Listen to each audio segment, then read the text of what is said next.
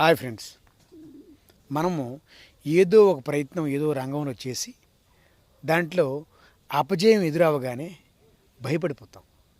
భయపడొద్దు. ఎందుకంటే జయం అన్నది ఎవడి సొత్తు కాదు. అది మీ టాలెంట్ పైన ఆధారపడి ఉంటుంది. ఉదాహరణకి ఒక చిన్న పిల్లాడు తల్లి చేయి విడిచిపెట్టి కింద పడిపోతాడు. తల్లి భయపడుతుంది. పిల్లాడు ఏడుస్తూ మళ్ళీ కర్రో లేదంటే గోడ పట్టుకొని నిలబడి నడక నేర్స్తాడు. తర్వాత తల్లి చెయ్యే విడిచిపెట్టేస్తుంది. వాడు మట్టుకు వాడే నడుస్తూ వెళ్ళిపోతాడు. జీవితం కూడా ఇంతే.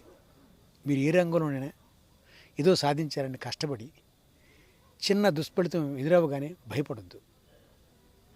ఆ దుష్ఫలితం ఎదురైనప్పుడు ఆ దారిలో ఎన్నైతే ఒడిదొడుకులు వస్తాయో దాన్ని ఎదుర్కొంటే మనం పాస్ అయినట్టే. ప్రయత్నించండి, విజయం సాధించండి.